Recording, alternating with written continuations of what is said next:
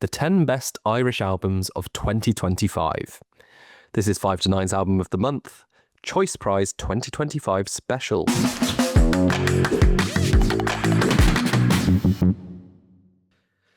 And joining me for the third year in a row is New Music Central's Karl Blakesley. So how you doing, Karl? Yeah, I'm good. A bit tired today, but we've got the As am I. yeah, we've got the Guinness on the Got the Guinness. so that's where I've gone wrong with just the H2O next to me. So yeah, Irish music in 2025, our third year of doing this. So was it a vintage year for you? I wouldn't say. I mean, but based on the last couple of times, I mean, we only started doing it the last couple of years where we listened to the full shortlist. But knowing, some of the artists and bands that have won it over the years, for those I love, Blankham, obviously Fontaine's last year. I'd say maybe this one overall slightly below the couple that we've done. But that's not to say it wasn't a strong list again. I mean, definitely every album on that we're about to discuss, I enjoyed. And there was definitely one or two like really good discoveries out of the list again this year. So, yeah, maybe not the best from the years that we've done, but still a high bar. Yeah, I mean, I fully agree, and the caveat being that it's never a wasted inquiry. It's great to sort of go over the pond and yeah, find out what were the selected best Irish albums of the previous year. And yeah, we've had some great discoveries in the first 2 years. But I would say this is probably the lowest bar. But again, we've got some really good ones, and yeah, excited to kind of run through them and share our thoughts. And always ask, any surprise omissions for you this year? There was just a couple. I mean, one of my favorite albums last year was the Oliver Arnolds and Talos album. Talos obviously previously nominated. I'm not sure how Oliver Arnold's obviously being a key part of that record went against its eligibility maybe, but for me, that was certainly one that I would have loved to have seen on here. And then the other one that I was surprised not to see, I know they're nominated in the other categories, is Kingfisher. Obviously had a massive year. Their song Killer being number one in Ireland, and kind of that wave of excitement and enthusiasm for that song just coming over this way now to all the hurling fans in the UK. So, and again, saw them at festivals, drawing big crowds. So the year that they've had, I fully expected them to be nominated, but there is one album on here that I think fills the gap for where they may have slid in otherwise. So I guess we'll go on to that when we get there. Yeah, I mean, I'm less familiar with Kingfisher, to be honest. But yeah, I can only fully echo the Oliver Arnolds and Talos. Obviously, one you brought into the Album of the Month pod last year on our what do we call it? The wild card. That's the one right at the end. So albums we might have missed, and then ended up finishing 5th in our Album of the Year episode for 2025. So yeah, that's a huge omission. But yeah, we do have to sort of say, was it an eligibility thing? Choice Prize organisers, please let us know. I mean, I'll add another one to the mix, which we spoke about just before we went, on air. The Waterboys with the life and death of Dennis Hopper, another one we covered last year. I think it made it onto our Album of the Year episode as well.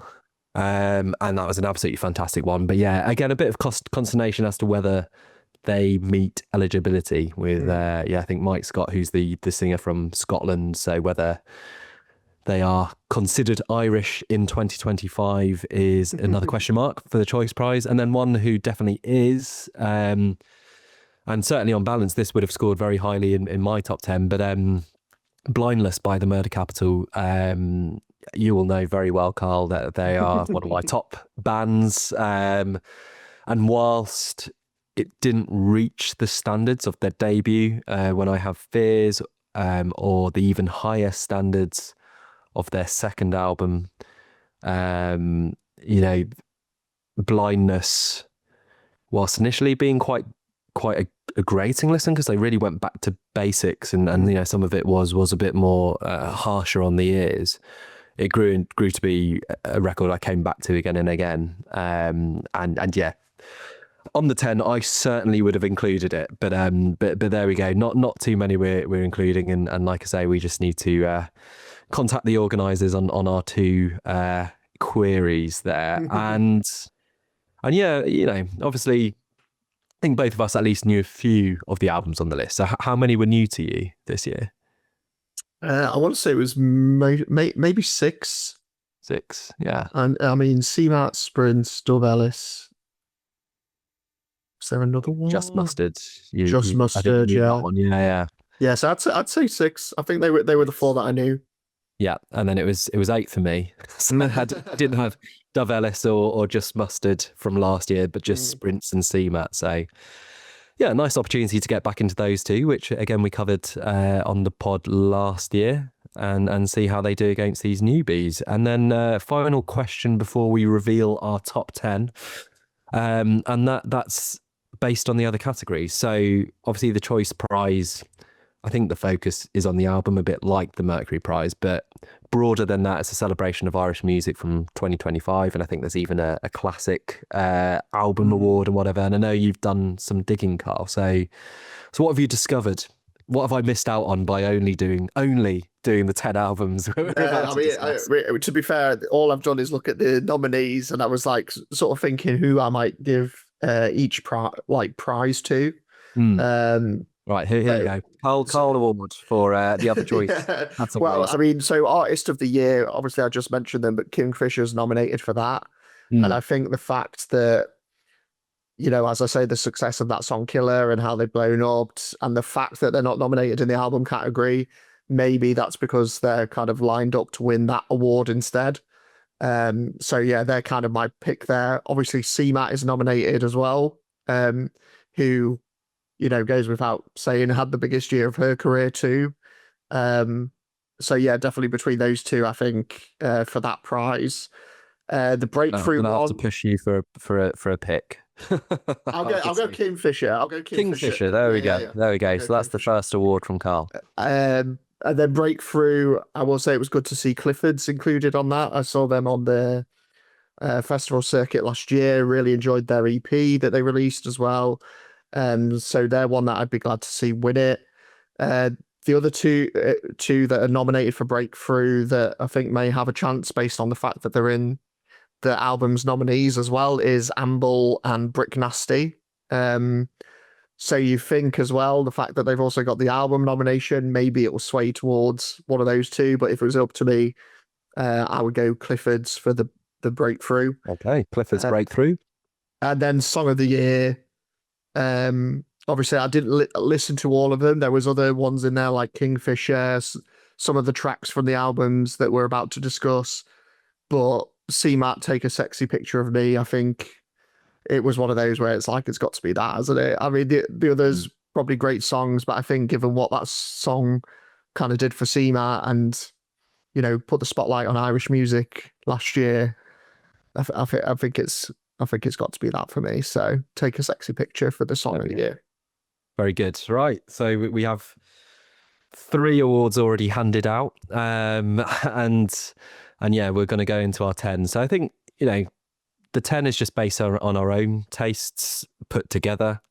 You know, if we put an album 10th, that's 1 point, 9th, 2 points, etc. And then we just fuse the 2 together, and that's how we got our kind of league table of top 10. Something I'll return to at the end though is probably, whilst we're going to be sharing our personal favourites in this top 10, yeah, we'll answer the question of who we actually think, you know, betting man's kind of prize will be, but we'll save that to the end, and we'll get into our 10. So 10th or joint 9th on 6 points is Reverie by Amble. Told her, ask me anything. She asked me how to cry. And when I think of you, I know. And Karl, this was, I think, higher up in your list. So I'll ask you to kick this one off. Yeah, so Amble kind of traditional Irish folk kind of sound going on. I thought this was an interesting listen. I think my reservations about it overall maybe a touch too long. It did remind me a lot of George Ezra, Mumford and Sons, who I don't really care for in my usual listening, not too, just because, not really my thing. But I think that overall there wasn't too much variation in the album as we went through. There was a few moments I think I could take or leave, like Gemini and Tonta, which didn't quite hit the mark. But all that said, I think there's a good handful of tracks on here that really sonically, took me back to being in Ireland with my family, huddled up in a cozy pub, drinking a pint of Guinness. So the ones I've noted down here, Lonely Island and Mariner Boy, in the front end, I thought were really good. And then there's a really strong like final run at the end where it really it kind of leans away from that, Mumford and Sons, George Ezra kind of like poppy folk sound and goes more into that traditional Irish folk, which is Mary's Pub, Ode to John, Little Whitechapel, Of Land and Sea. That kind of like last run right at the end. I just love the sentiment of those songs, lovely imagery that's painted in the songwriting there. And yeah, just like really soothing vocals, nice banjo strings. So yeah, I would say, like I said, maybe a bit too long. I think it's in the right place, kind of at the bottom of the list here. I don't think it's a contender, and I think that it seems to be the one that I mentioned at the top when I was talking about Kingfisher. I think Amble came first, and I think they're the one that has taken that Kingfisher spot to maybe like shine the spotlight on them that they might have otherwise got if it wasn't for the way that Kingfisher has blown up in the past year. So stylistically very similar, and yeah, I think it's a good thing that they've put Amble on the list, just to get some of these songs into people's ears, especially if they're Kingfisher fans as well. So yeah, that's my thoughts on it. Yeah, I mean, I think Overlong and that George Ezra, Mumford and Sons zone, I think would be some of the main pieces of feedback I really agree with there. It's kind of lovely, inoffensive music as a whole, but I think there are moments which do really shine. And for me, the highlights were Schoolyard Days, Lonely Island, like you mentioned, Karl, Mary's Pub, one of the more traditional ones in the back end as well, and Reverie, so the title track as well. So some really good ones in there. I also like, whilst the song I wasn't as bothered by, I like the Danny California reference in Marley Park. Nice culture reference. But yeah, like I say, good band. But the album itself, Overlong, and sort of dip in and out is where we got to with this one. So that's Reverie. Let's see how it lands in the week. And then joint 9th on 6 points is Luster by Maria Somerville. So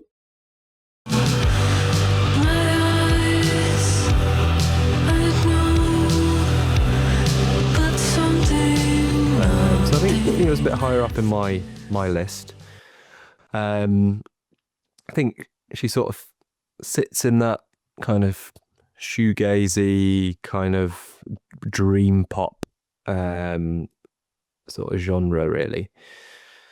And yeah, there are quite a few songs here which I think work very well.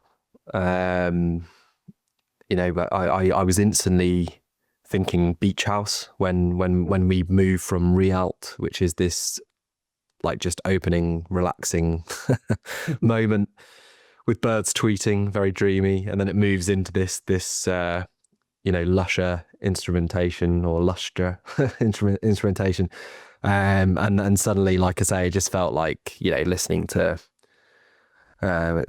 one of Beach House's early records, essentially, with this light dream pop. It probably goes even weirder the deeper you get into the album, and quite hypnotic and stuff. And like I say, I think I just was drifting in and out of moments which really grabbed me and drew my attention, and then other moments which passed me by. So it's this kind of one I always enjoyed putting on, I gotta say. I think you talk about albums where you just put on in the background and stuff, and this is one which you get to the end and go, oh, that was quick. It always had that sort of feel. But yeah, there's a lot of very good ones on here. October Moon, Trip, Stonefly, Halo, a lot to take out of it. And yeah, really kind of interesting individualistic artist, I would say.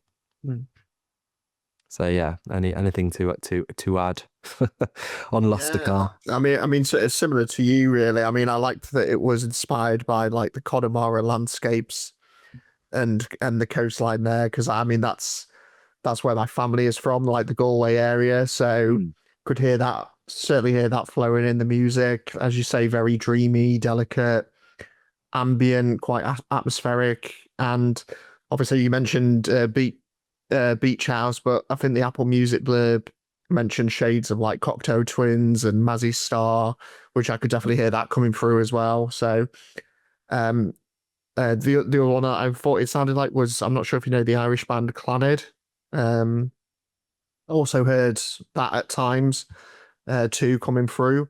But yeah, this was one that I listened to like late at night, and I would say that's the perfect time for it. It's just sonically like just really soothing. As you say, the songs kind of like float in and then very quickly like float back out again.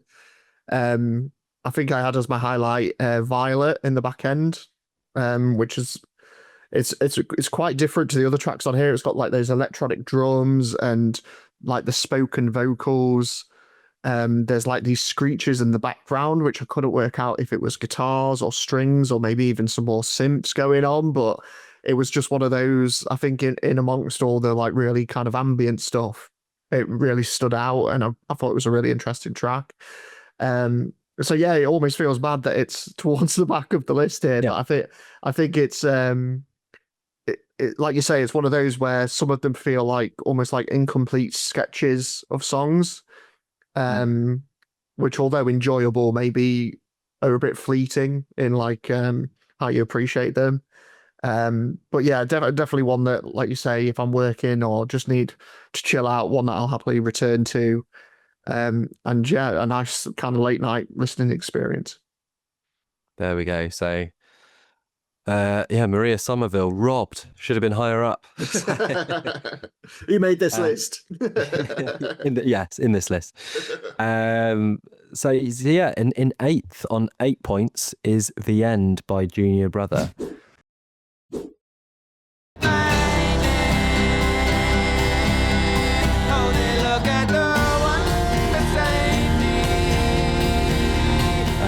So yeah, I gave it the highest score. This was bottom of your list, Karl. Yeah, I seem to remember when it was released, like there being talk that this was going to be his final album, but when I sort of like went into it, I didn't see anything about that or any suggestions. So it must have just completely apart from the album title. Maybe I just sort of put two and two together and made five with it. But yeah, I think one of the big talking points of this album, and perhaps Junior Brother as an artist, is his voice. It can be quite jarring. I think possibly you can't get beyond that. And I know that certainly would be in part of your notes. I would think, Karl, and reminds me of like the Richard Dawson conversation we had last year. And I have to admit, my first couple of listens, it was difficult in that sense. But actually, after a few more, I enjoyed just how unique his voice is. And ultimately, the thing I want to really get across about The End and what I really enjoyed about it is just the instrumentation, the drama which is here, and some very interesting kind of existential themes and also spiritual as well. Yeah, it's very, very heavy, but in a kind of cinematic way. And yeah, I do think, you know, there's some really good highlights here. I mean, Welcome to My Mountain, I think, is the best one on the album, which is the opening one, 6 minutes long. You got this huge down cry in it. And it starts with flute, then you get this ominous percussion. And yeah, talking about moving away from who he once was. And yeah, and I think it sort of sets the template for the rest of the album.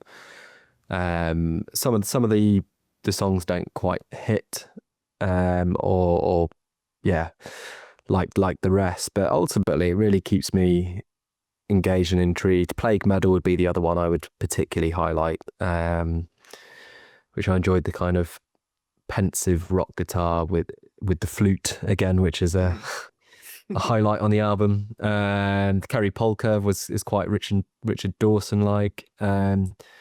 So yeah, just a really fascinating one for me, and very, you know, in the traditional Irish camp, I would say as well. Sure.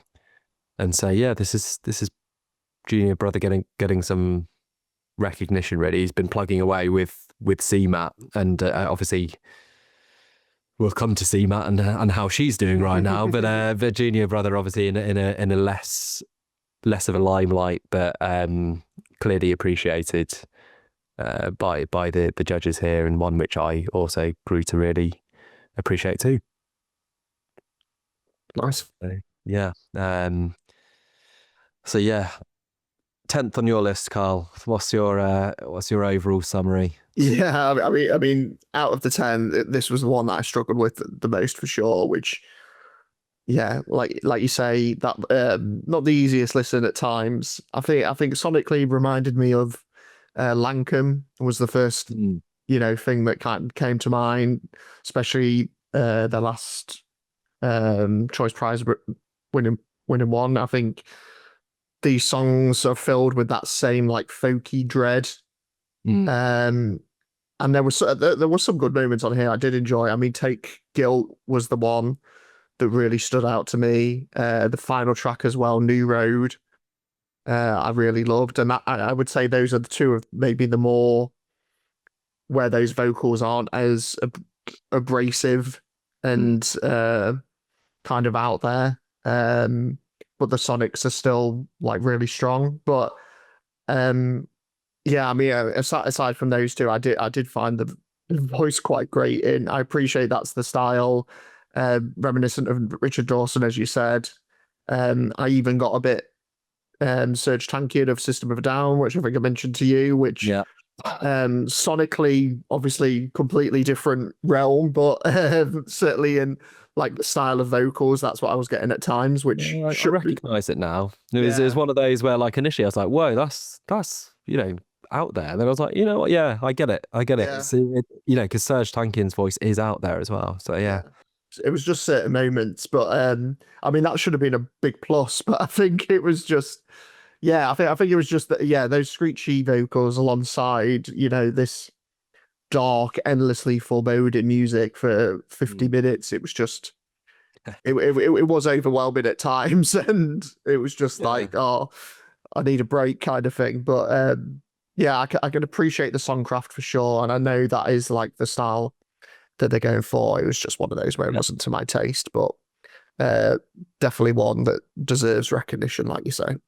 Yeah, it's an interesting one, because I think the Lankum comparison is very interesting, because that dark, foreboding nature of the Lankum one, what you mentioned there about it being a bit relentless, like I definitely felt that with the Lankum one, whereas on this one, I feel there's a lot of whimsical elements and even some more kind of joyous ones, which kind of make it less of a slog. And like you know, I really appreciate that Lankum record. Yeah, I mean, I will say with False Lankum as well, that's probably an album that took me.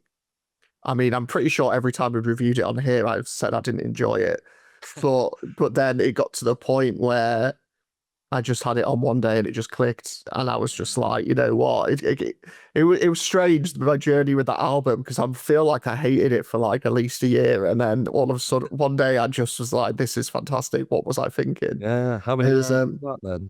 well, that was it. I'm thinking I'll have to do the same with Junior Brother. See, just go. keep There we just go. keep playing with it. There's and, hope yet. yeah, might win me over in a year or so. Fair enough. Well, yeah, Yeah. we'll, once we have the similar one next year, we'll revisit the end. So then we have joint sixth on 9 points is Blakesley by Bricknasty, and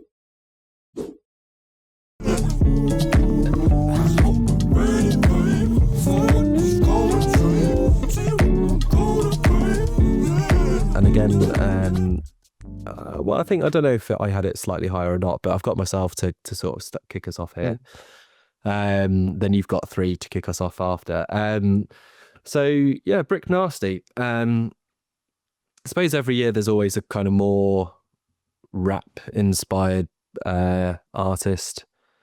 And yeah, I don't know if you'd even categorize Bricknasty as that. This is hugely distinctive. Black's Law, like, I really enjoyed it. I got to say, like, as an overall listen, I could just stick it on. I found that the eclecticism on show here is quite something.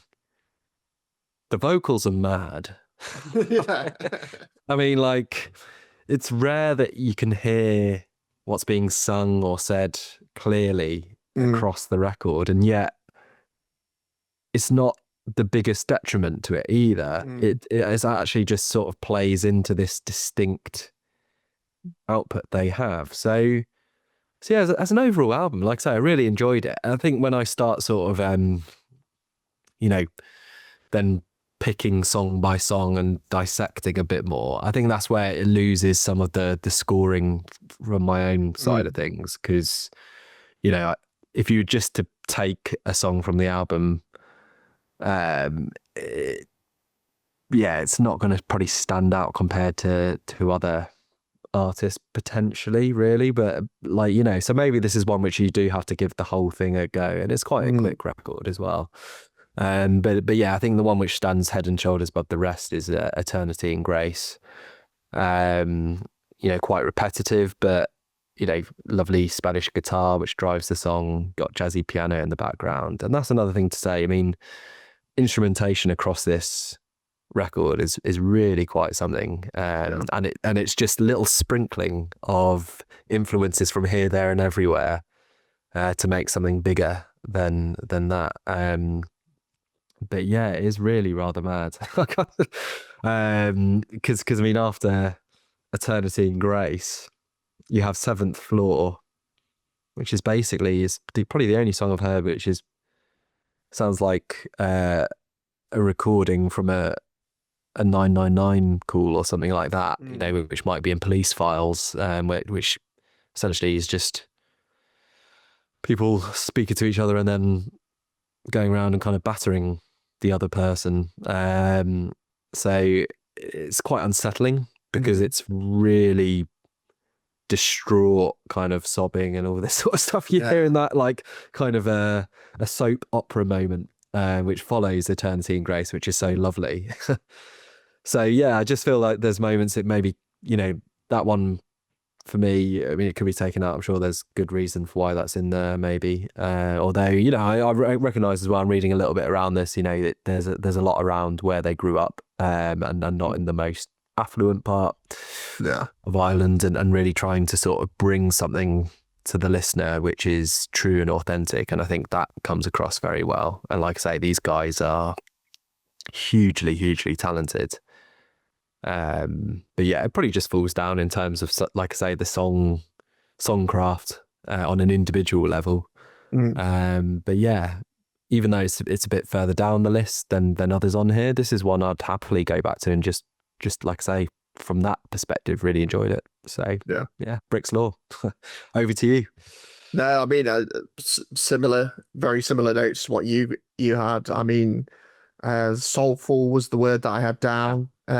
Just And as you say, just some really interesting sonic textures and the mix of sounds, they just distorted vocals, as you say. There's a bits of R&B, there's bits of jazz, there's some orchestral moments, bluesy guitars, and yeah, like you say, none of it really comes together cohesively, and like on top of that, yeah, the lyrics are mostly incoherent, but when they are, like in that one that you mentioned, they are powerful, often quite uncomfortable, but definitely like leave a mark.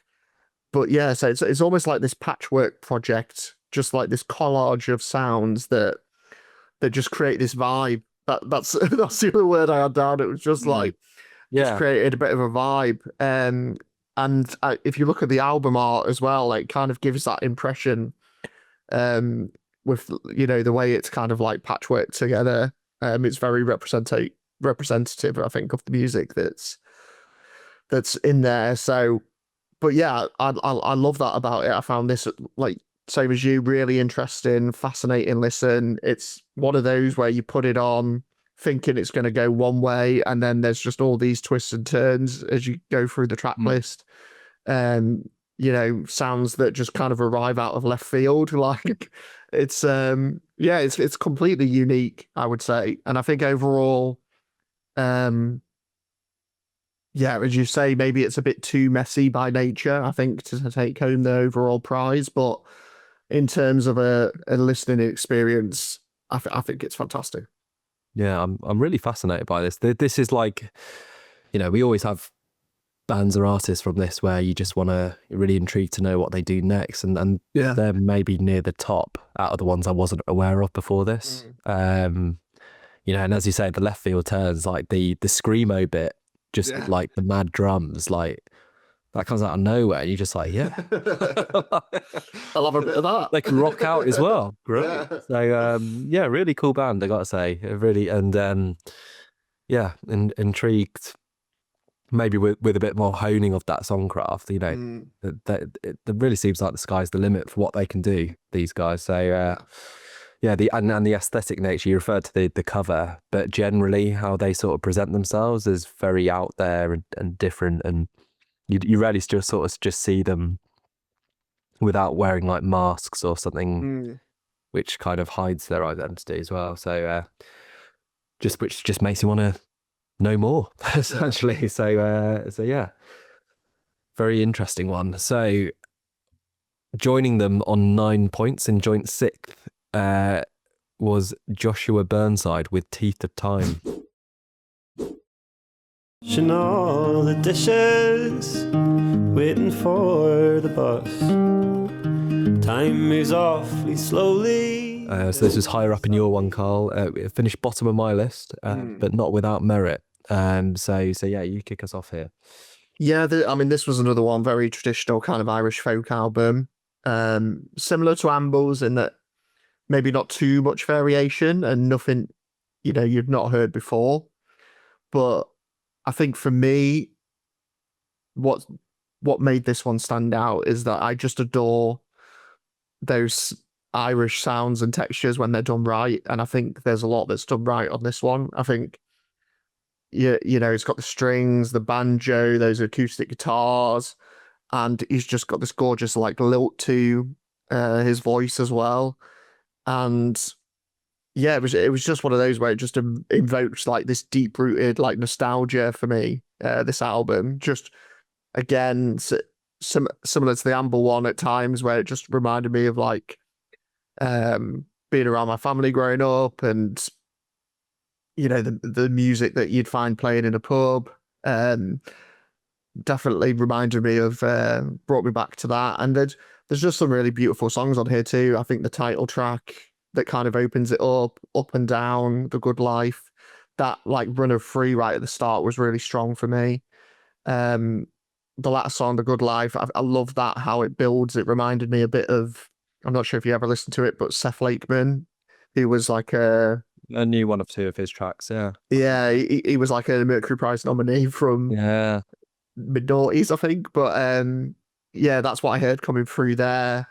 Climb the Tower, I really love in the middle. again, just all these like interesting string textures going on.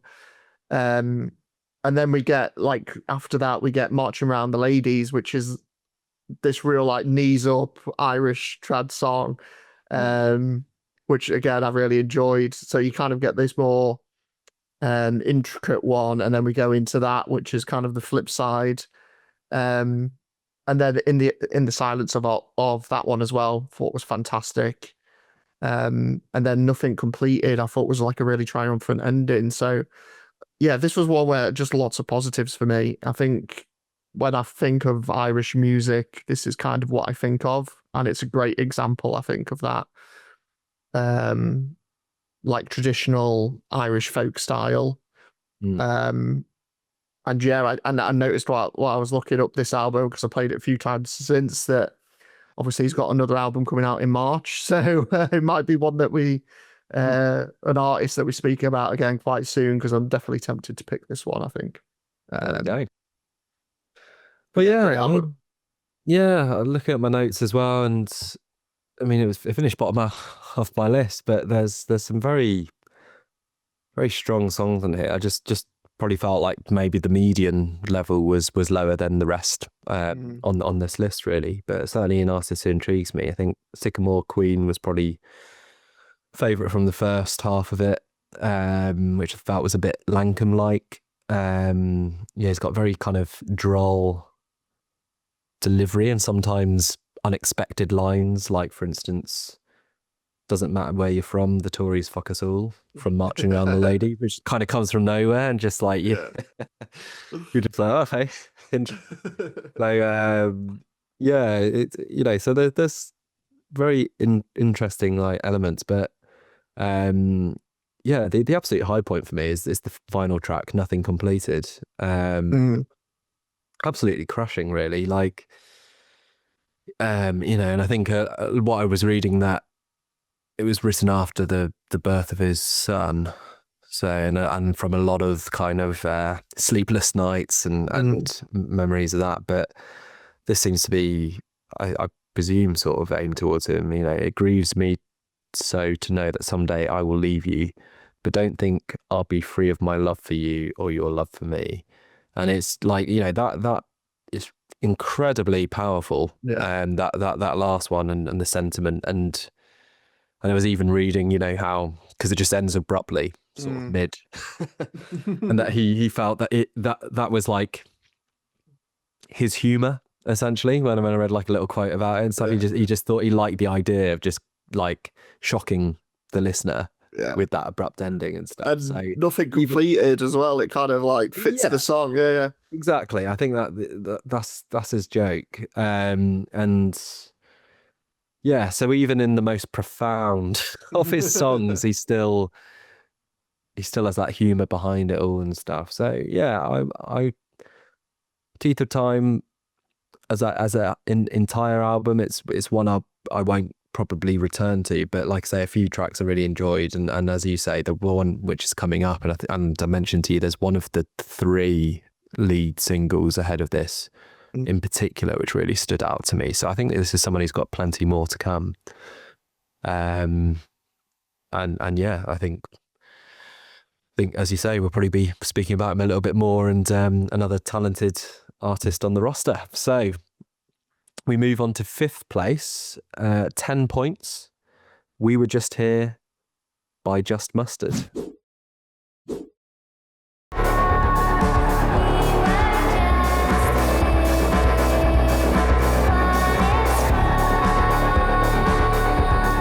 And Karl, you had this higher up on your list. One you're familiar with already. Yeah, big fan of these guys from Dundalk, which is on the East Coast, like kind of halfway between Belfast and Dublin. And yeah, I think they just have a really interesting sound going on. I think when you think of like the location of where they're from, it almost goes back to Maria, crafting those sounds from Connemara in a similar way. I think they do a good job of kind of bringing that like East Coast flair to their music. You've got the those ethereal vocals of Katie Ball, and then their like contrasted with these big, huge, like atmospheric guitar passages. It's almost like a bit industrial at times, obviously quite shoegaze as well.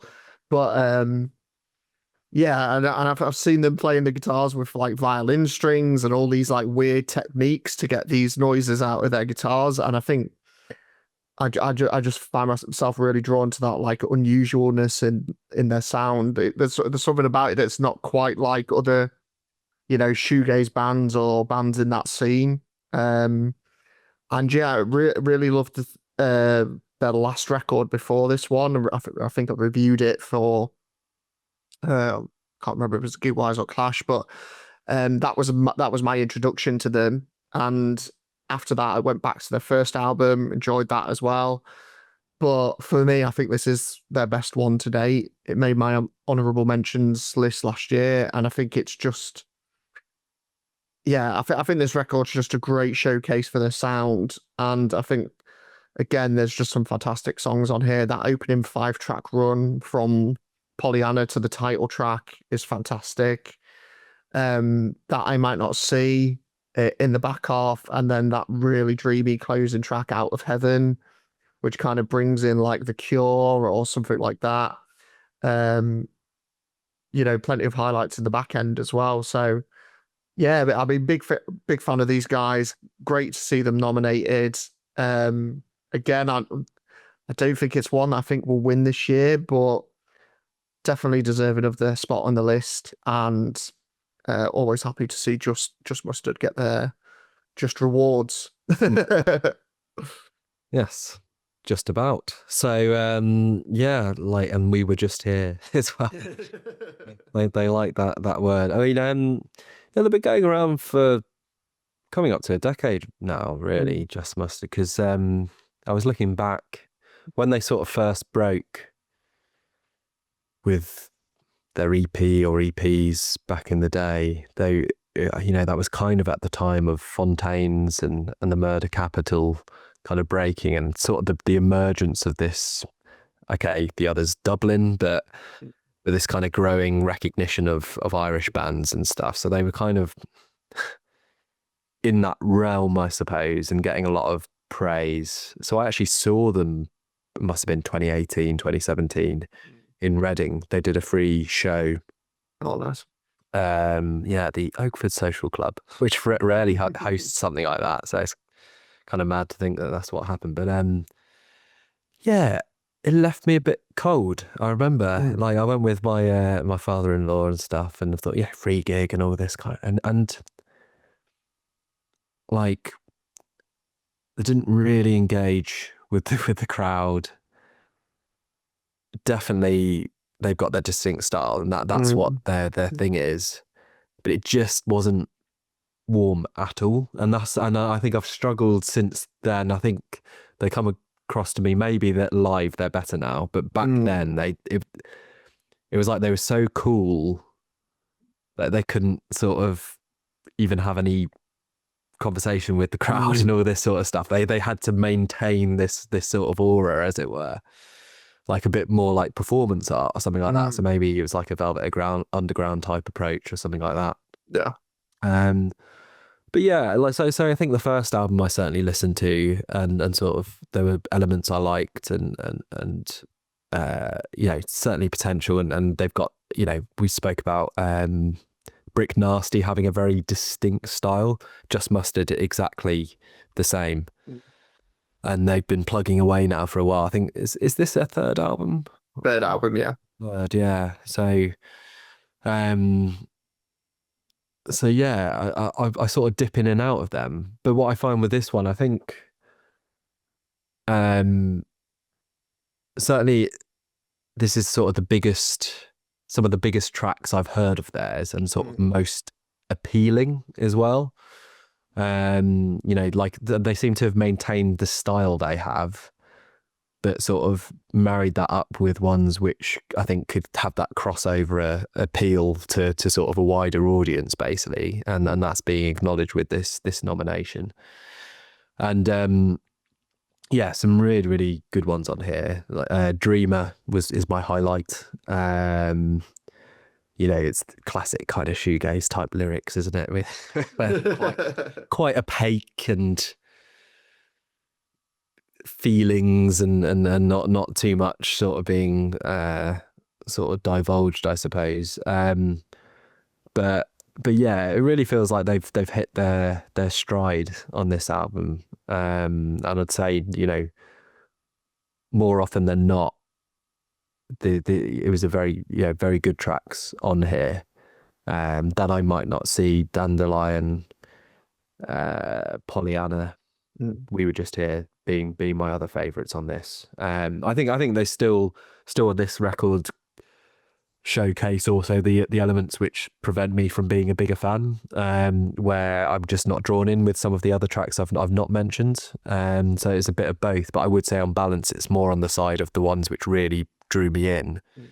And I do feel that their sort of songwriting abilities are really maturing and developing essentially. So yeah, I'm pleased that they've got through, away from doing free shows in Reading, and yeah, kind of intrigued. If I see them on their lineup somewhere or whatever, like, are they still the same? Do they do this very non-engaging way of performing, and you take it or leave it, or has that sort of grown as well? So answers on a postcard, but yeah, good inclusion certainly on the list.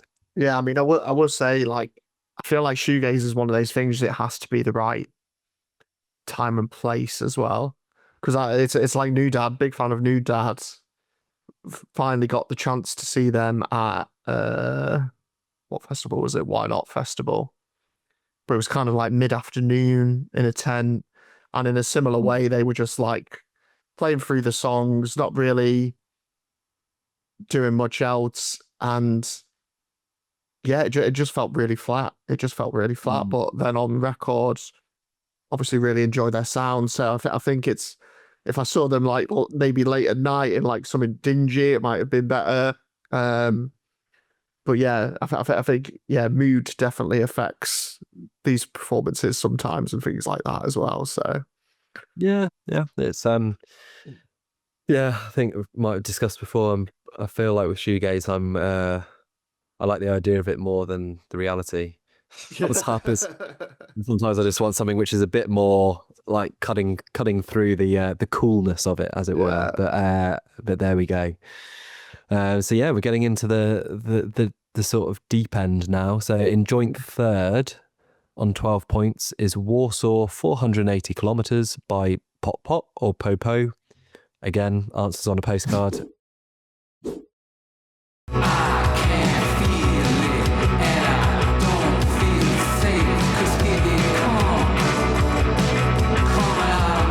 Karl, you can share your thoughts first on this one. Yeah, I mean, I really enjoyed this one. I think it's one of the few debut albums on the list too. I want to say. So yeah, bonus points for that. And it wasn't lost on me the fact, their album is titled Warsaw, and they have a sound that is distinctly Joy Division-esque at times. There's definitely an influence there. I think in other moments it's a bit, psych rock. You also have smoky bluesy guitars coming through at points too. So I think it's one of those where it's quite a varied guitar record. Gives you like a good variety and mix of styles.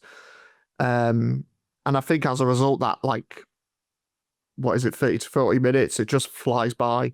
This was one that I stuck on, the next thing I knew something else was coming on Apple Music and it finished, and I kind of wanted to go back and like start it again because I was enjoying it. You've got the like some real like nice real clean cut guitar 3-minute rock songs, but then you have like these spiraling mini epics on there as well, like Warsaw or WRSW as it's spelt on the track list, and I think the other one was I Am, and I think those two were the two highlights for me.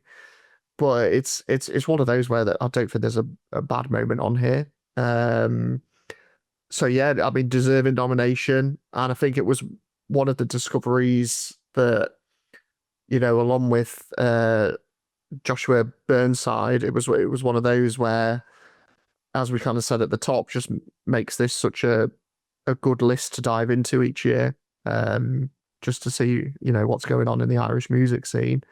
Because again, probably a band that I wouldn't have found otherwise, or at least as soon as I have, maybe in a couple of years if they blow up like Sprints or some of the other bands on here. But yeah, I think as debut albums go, I thought this was really good, and yeah, glad to see it nominated, and keen to see what these guys do next. Yeah, I think psych rock, if you wanted to give it a label, is maybe where it sort of sits. So a band with members from Ireland and members from Portugal. So it passed the 50% eligibility criteria to be nominated here.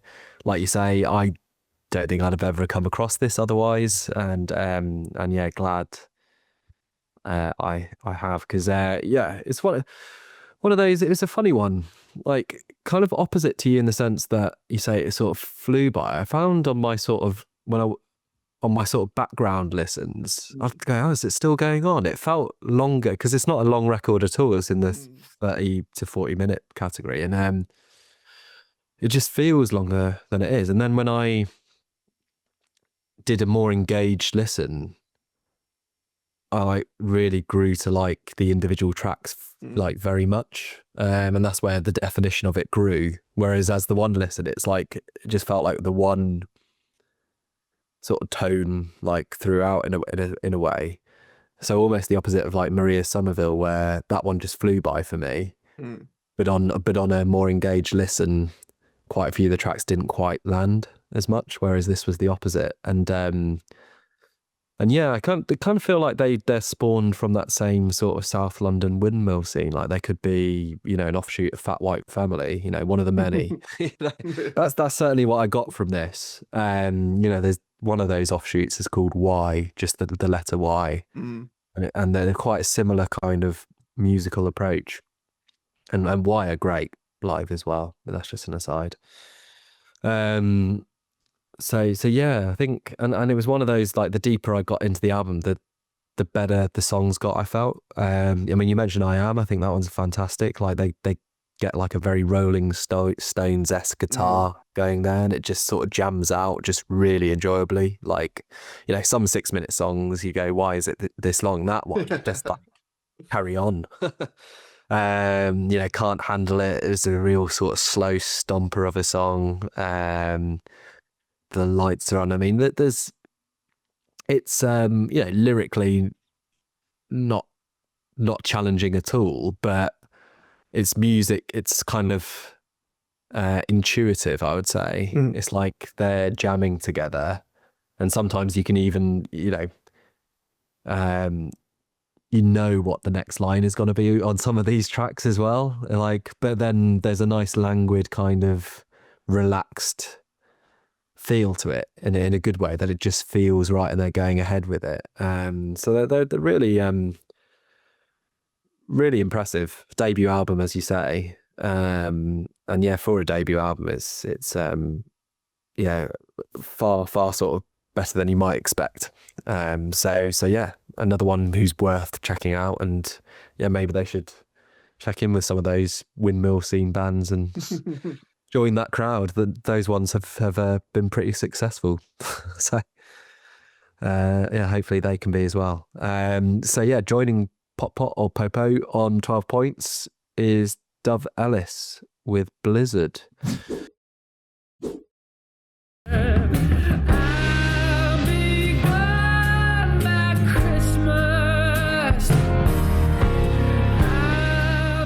So I had it as my runner-up on my list. I think it was a little bit lower on yours, Karl. This is one you were familiar with from last year. I wasn't. I mean, it only was released in December, so it's not had loads of time to sort of settle.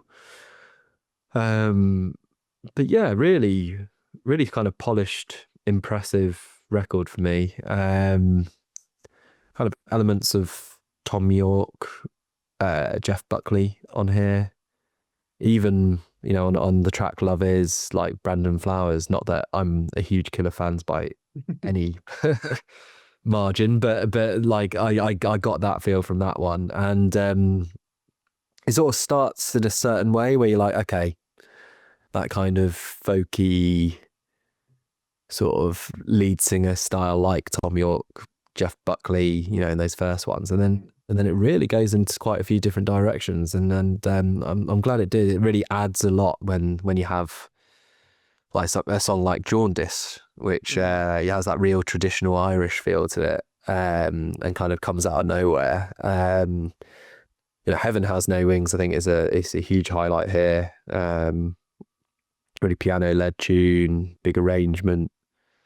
And then the closing track, Away You Stride, as well, just really tender and impressive. So yeah, there wasn't really anything I disliked off this at all, and really stands up with the very best on this list for sure.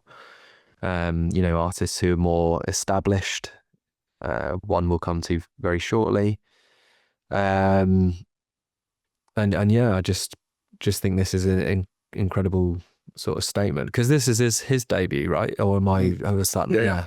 So another one, and yeah, I mean, if I thought that the pôt-pot one was a great debut, this is another level really, and it's just someone really announcing themselves to the world and sort of basically showing the full package on this first record. And yeah, I do kind of, it's not someone I was unfamiliar with, because there's been a lot of discourse, it seems, around it, and a lot of hype around him as well. So I don't really know what the background is to that.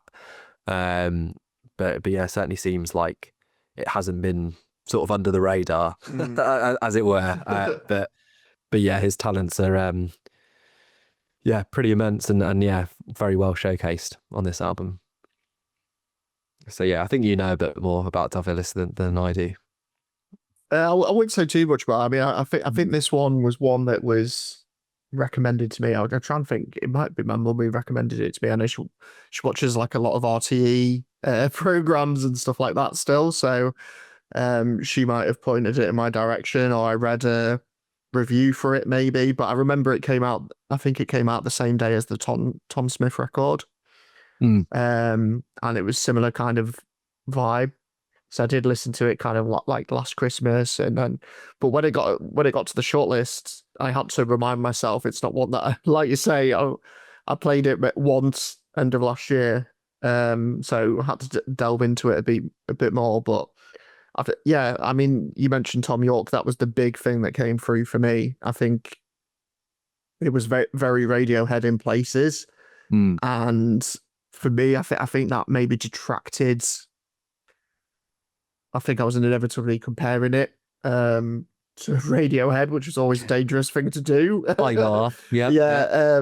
So I think by that comparison, I found it a bit middle of the road in places, but like you, in others, quite captivating. You know, like we said, it came out in December. It definitely has like a wintry feel in both the sounds and, you know, some of the lyrics as well. The title track's got like Christmas references on there and stuff like that, so it's very much got that sewn into the sounds and the words of the music. But yeah, definitely some highlights on here. When You Tie Your Hair Up, I think that was the best of like the Radiohead-esque tracks on here. It's very brooding and again, just went in some really interesting directions sonically. Jaundice, you mentioned, love that like little Irish trad moment that he has on here, and Away You Stride, which you mentioned as well. I just love the rawness of his voice on that track to kind of like cap off the record. That one really stood out in, you know, his vocal performance, I think. But yeah, I think this is one that overall maybe returned to like individual moments rather than the full thing. But I think the biggest takeaway is, you know, Dove Ellis is a very talented singer-songwriter, and I think I'll just be interested to see how he builds out maybe his own sound maybe a bit more on future projects, just to become a bit more distinctive in what he's producing. But yeah, a great introduction to him and his music, and yeah, I think you can see why there's a bit of hype around him. Definitely worthy of that. Yeah, it's an interesting point about like sort of where he goes next and where he takes it, really, because I think the potential is staggering, really, but in some ways, like you don't want to be someone who's ticking all boxes and not really carving out your own niche, and particularly when it's tied so much to a band like Radiohead, where those comparisons are maybe not going to make for pretty reading. So yeah, I think that's for album 2. Some of the Dove to really consider where he wants to take it, because it just seems like he could go rockier, he could go more trad, he could stick to that singer-songwriter kind of niche, as it were. So yeah, it's over to him for that. But might go electronic like Radiohead did, and you never know. Why not? Yeah, I think it's it's his oyster. This way, so let's see.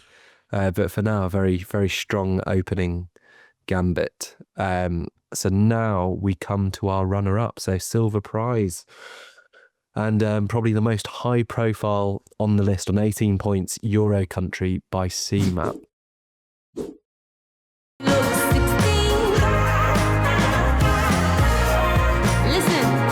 did the butcher, I did the baker, I did the hound and the family. So yeah, Karl, I think this was your winner, right? Yeah, I mean, a topic. I feel like it's one we probably don't need to go into as much, just because we'll put a link to our original review down the bottom. But yeah, ended up in my top 10 of 2025, and I would say that it's still an album that I continue to listen to and enjoy frequently. My partner still absolutely adores it, so it's always playing kind of around the house, so that the songs now are kind of ingrained quite quickly, even though it only came out, when was it, August last year? August, so, yeah. But Euro Country, When a Good Man Cries, Take a Sexy Picture, pretty much fully ingrained at this point. But even some of the non-singles, like Iceberg is the one that's really grown on me, I'd say, since release. That's one that comes on a lot on shuffle, and again, I'm never going to skip it.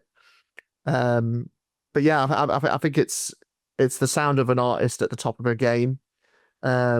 Just an amazing third act, I'd say, to this opening trilogy of albums that she's produced. Easily, one of the songwriters and artists of the 2020s so far. And yeah, I mean, I think if she were to win, I don't think anyone would grumble. She's such a hugely popular artist and character, and it's obviously been her most popular album to date. I saw, she did Free Arena in Dublin, packed that out, and it's fully deserved. I mean, I think her songs are ones that just really resonate. She's, every bit of her personality comes through in the lyrics, which we should say as well. I think certainly a lot of the albums on this shortlist are strong sonically, but I don't think there's any maybe lyrically that are as strong as CMAT's one, and I think that's what kind of sets her apart as a songwriter, certainly on this shortlist as well. But yeah, fantastic album, still enjoying it. And is she going to win? Well, Lancome won two in 4 years, was it? So by that logic, maybe we shouldn't write her out, because no reason she couldn't win it twice in 3 years. But yeah, I think we'll get on to the one that maybe we're sort of leaning slightly more towards when it comes to who's going to win the overall prize. But certainly, yeah, she's a contender, and rightfully so. Yeah, we'll dwell upon the sort of the betting kind of thoughts, I suppose. But yeah, I mean, I'd see this one as definitely being right up there in that sense as well. And you know, what an incredible rise she's had. Yeah, it just goes from strength to strength. And yeah, saw her End of the Road a couple of years ago, which convinced me that End of the Road should get her on as a headliner the following year, which they've waited to this year to do. And in the meantime, others has already elevated her to that position. So as a live performer, you know, just absolutely outstanding. But yeah, you know, this is, as you say, not a huge amount to add to what we might have even said in the past. You can look at the review from August. I knew you were a huge fan of this. I very much enjoy this album. I do feel it's an album of two halves, where the first half is incredibly high standing, the second half it falls down a little bit. Would also say that I feel her previous album, Crazy Mad for Me, I think is better overall. But yeah, it just continues. You know, this isn't far off Crazy Mad for me. Continues where she left off. I think thematically this is an improvement. You know, even with her concept behind the name of You're a Country and what it means, you know, she said, I think there's 4 different, you know, meanings, you know, referring to Ireland and yeah, it's move away from maybe its traditions to becoming more European. Also kind of embracing Europe, you know, in a post-Brexit society. You know, the fact that it's a bit Eurovision, she also said. So there was, you know, and this is someone who thinks incredibly deeply. And yeah, as you say, you know, you're quite right to mention 2020s. She's up there for one of the best songwriters and artists so far this decade, and really deserves all the praise she gets. So yeah, this, I mean, it was absolute shoo-in. This was going to be on the shortlist, as like say. I mean, it's the only one that was nominated for the Mercury Prize as well. So well, yeah, and Langton was before, and Fontaine's were before. So yeah, there's that history. It would be quite inconspicuous by absence if it wasn't on here. And yeah, it's definitely in the higher echelons, and it was third in my list. So Dove Ellis kind of just pipped this. They were sort of on a similar level for me. But yeah. Didn't mention the Jamie Oliver one, which I absolutely love. Yeah. Just that complete stream of consciousness. I saw where Jamie Oliver started following her on Instagram. Instagram the other day as well. She shared that. So brilliant. He's obviously taken notices of the song. Yeah, it's good. Well, you know, I think where he is in relation to her these days, he's probably grateful for her keeping him relevant in a way, or maybe I'm just not up to date on Jamie Oliver's movements and celebrity, but there we go. So that does mean that we are now at the point where we can reveal our number one, and for this year our number one on 19 points, so just 1 point ahead of You're a Country by CMAT, was All That Is Over by Sprints.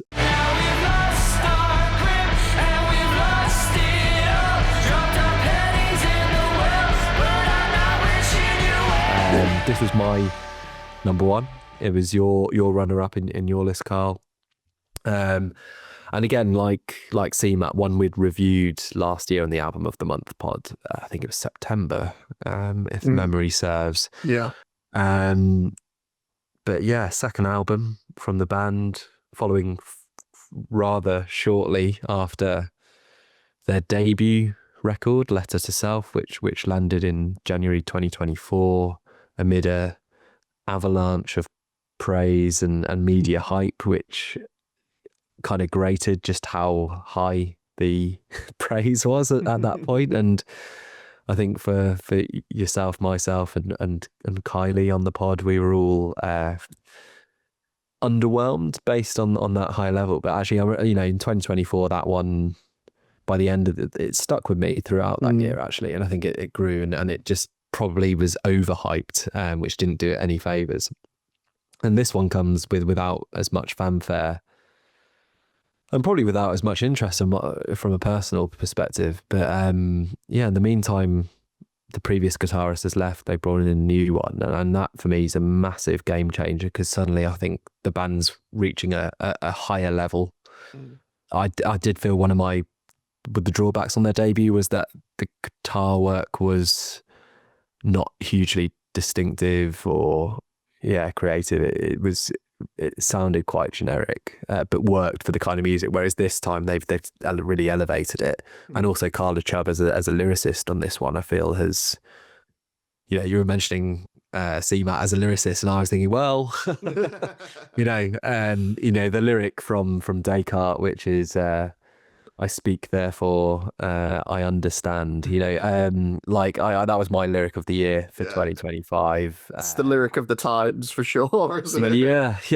Yeah. Simple, but incredibly eloquent in that one line. And it just really resonated, and a lot of the themes and the lyrics on here. I think Letter to Self was a very strong opening bar they set, but this goes to another level both. So I feel as a band in every single respect, I'd say this is significantly better than Letter to Self, which is a very, very strong debut record in itself. And it's, at least in my sort of ranking, it's kind of head and shoulders above the rest on this year's list. There's so much bite to it. For a modern rock record, this is very high quality. I actually don't think this will win. But it's my choice for sure. So Karl, I'll pass over to you for your thoughts on all that is over rather. Yeah, this pod is nearly over. Yeah, all this. Yeah, but it was one of those where I wasn't surprised to see this top our list. I think it was one we both really enjoyed last year. Made our album of the year top 20, and I just had to revisit this one as well, because I hadn't really, since the back end of last year, I just felt like I needed to revisit it, and I really enjoyed the revisiting exercise. It just cemented everything that we said when it was released last year, or I think it was, and you've just said just now, like, that it's an improvement and a step up on what was already a solid and confident debut. Zach Stevenson, that new guitarist, I think he has just really improved their sound. As you say, Karl Chubb is just once again just this tour de force that kind of sits. She's like the center point at the eye of this storm that they create on this album, and it's one of those that from start to finish it's just absolutely thrilling. Like the sounds are seismic, the pace is relentless, and it's packed full of all these big songs like Descartes, Something's Gonna Happen, Desire right at the end as well. Just loads of fantastic moments on this one, and I think very worthy nominee, and I think if it was to win, it would be a worthy winner as well. I think, again, when you're looking at it, won't it win? I mean, not just for, if you look at it as like, not just for this record, but how they've kind of exploded on the scene and what they've achieved in, a short space of time, like you said, two excellent albums in 2 years. I think the main thing maybe going against them is, similarly to the Mercury Prize, if an album from a certain genre wins the following year, they tend to go different. And obviously the fact that Fontaine's won last year, stylistically, the judges might think, it's too similar. And we mentioned CMAT, biggest year of her career this far. You've got Ellis kind of there, who has the buzz around him as well. So we know how these music industry prizes go. It's not always just what is the best album on the list. There's other factors that kind of come into play, but I think if it was based on that, then it's a coin flip between CMAT and Sprints for me. I think both excellent, and I think have both really shone a spotlight on Irish music as well in the process. So yeah, but yeah, great album from Sprints. There we go. So congratulations to Sprints for being our Choice Prize winner. But before we go, as we've already alluded to, it's now who do we think will win the Choice Prize? And for me, I think there's 4, but I've got one I think which will. But I'll go to you first on this. So I'm giving you £10, Karl. where are you putting it? Yeah, I mean, like I said, I think it's between CMAT, Sprints, and Dove Ellis for me. Kind of got like the strong newcomer, a lot of buzz. CMAT, who's just blown up. She's kind of like the Fontaines of this year, where it's kind of like it's so obvious maybe she should win it. But then on the flip side, it's like, does she need it at this point? I think if she were to win, it's kind of like correcting the wrong of not winning the Mercury Prize, which, you know, that was my thing. As soon as Sam Fender got announced as the winner, there was just floods of I remember seeing floods of comments of CMAT was robbed, it should have been CMAT. So I think they have the opportunity to right that wrong, maybe. But yeah, and that as we said, Sprints as well. I think those are the 3 for me. And if I got to choose one of them, I think maybe I am going Sprints. Sprints, okay. I think they. No, I changed my mind. CMAT. I'll go CMAT. Just for the fact that Fontaines won last year, and stylistically, I can see them going maybe for the pop rather than the post-punk for 2 years in a row. But it's a shame in one way, because it would have been, if you'd have gotten £10 on Sprints, yeah, that would. It's a surprising one, because I mean, I'd hedge my bets, I think, if I was to do it, but that's the cop out. my £10 would be CMAT. Yeah, so that's both of us then. Basically, I just on every level, it just seems like that has to be the pick. Yeah, I don't think Sprints stand a chance, to be honest. Really? Maybe I'm wrong, but I would have it. If we're going 4 ways, I'd CMAT number 1. I think Dove Ellis would be a kind of slightly further under the radar, but like people's champion type moment. So that would be my second most likely. And then the other 2, I think, other dark horses are Junior Brother. I think is a dark horse. I think there's something quite magical about that record, and potentially in going to something more traditional, it might get a bit of an out there type vote. And then the other one is Bricknasty, again, just from a real distinctive route and something which is just no one else is really doing. I think that album has that appeal of like just being so standing out, and by virtue of that, it could. Again, they're the 2 very dark horses. Yeah. But I'll let it be said, you know, I'll give myself four chances out of 10 and increase the odds. And so yeah, we'll see. Thursday, of course, will be the announcement. We'll keep an eye out. It was pretty late last year, I seem to remember, so I'll probably be asleep and find out in the morning. But yeah, very much looking forward to it. And yeah, ultimately, yeah, always a good early year endeavour, us doing this, and yeah, wrapping our ears around what we've missed and what we also haven't missed in Irish music from the previous year. So yeah, until 2026, we'll call it there. You've almost finished your Guinness. Yeah, I was going to say, I'm surprised that lasted the whole pod. Yeah, it's not always incredible restraint, I must say. I mean, I barely touched my water, but it is water. So so there we go. So that brings us to the end of our Choice Prize special. Like I say, congratulations to Sprints. We're backing CMAT. And yeah, you can stay up to date with what we're up to by following 5 to 9 on Instagram and YouTube, and keep up to date with New Music Central via @Karl Blakesley via Instagram.